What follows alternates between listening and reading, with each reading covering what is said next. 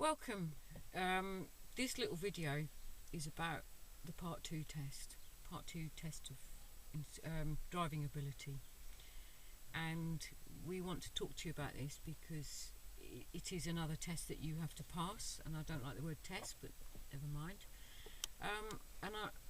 Basically, Chris, I wanted to know your thoughts. I had a guy come to me who'd failed his Part 2 test twice.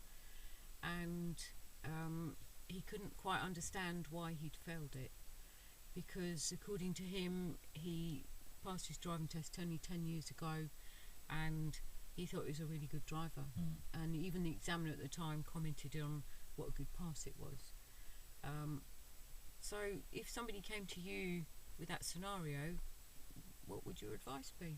Because there's loads of people out there that will be thinking, I probably don't need much training for the Part 2 test. Yeah, it's a common story, isn't it? You meet somebody for the first time and you explain to them what the qualifying process is, and when you mention, oh yeah, you have to do an hour driving test, so why don't I need one of them? I've got a driving licence. Yeah. You know, the thing is, what they don't realise is that although you may be safe on the road as a driver, never had an accident, brilliant driver, you could be advanced driver, all that, it's driving to the syllabus that the Driving Standards Agency set.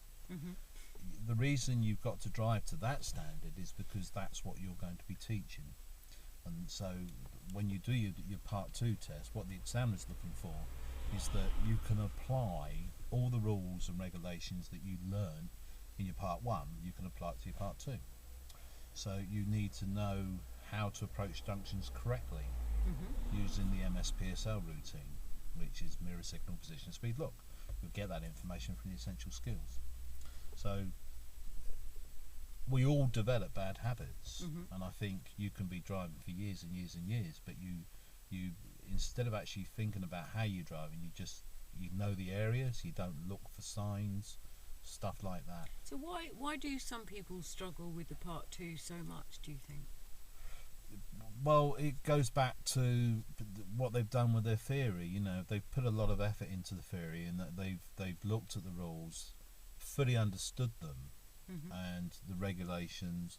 They know the routines that you're supposed to use. It's like manoeuvres.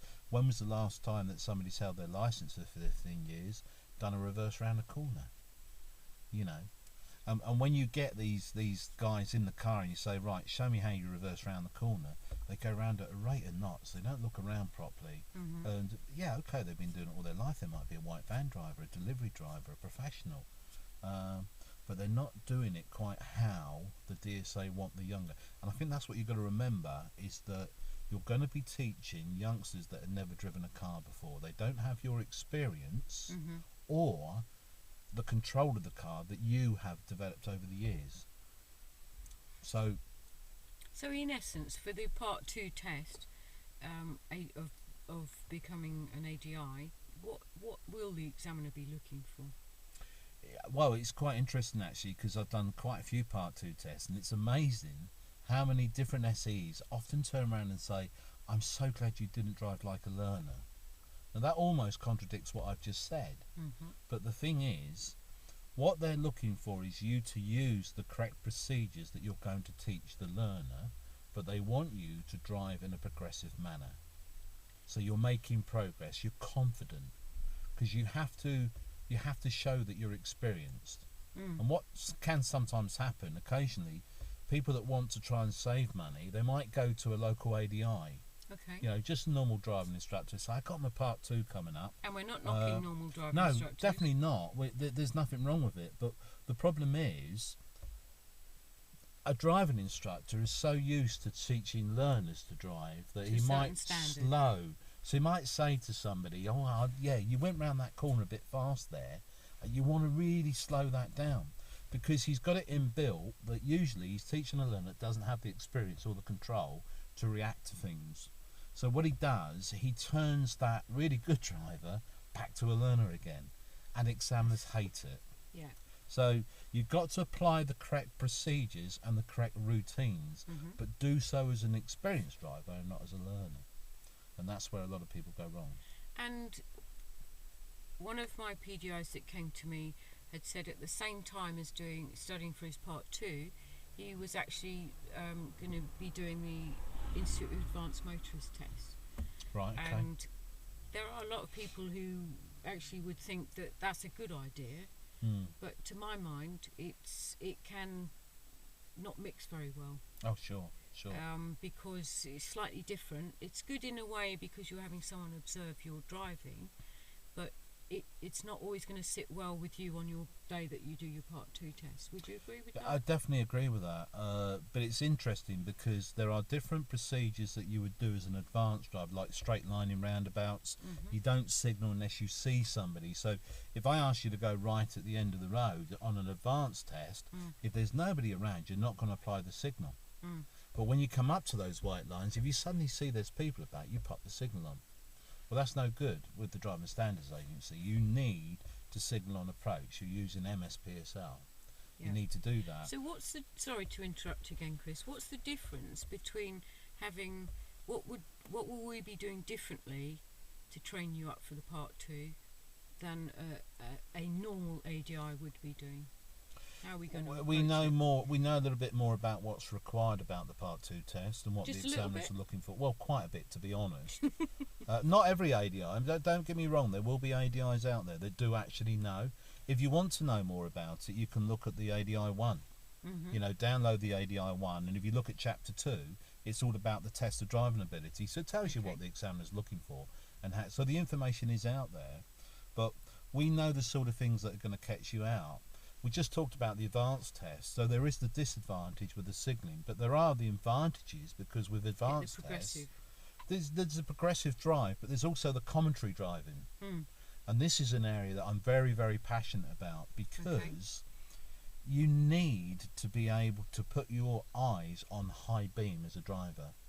And most drivers are on dip beam, so they don't look far enough up the road. And not only that, as well as looking way down the road and spotting stuff, you actually need to say, what might I have to do? Yeah.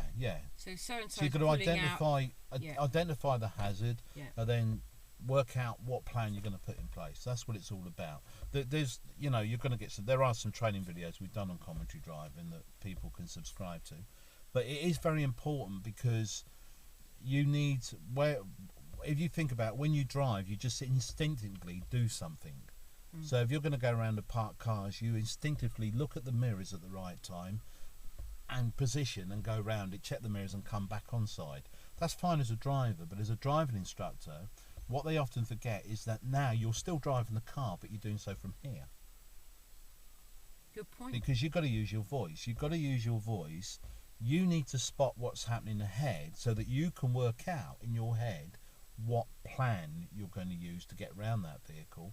Then you need to bring your pupils' attention to the same hazard and get the words across so that they can react to your instruction to deal with the hazard.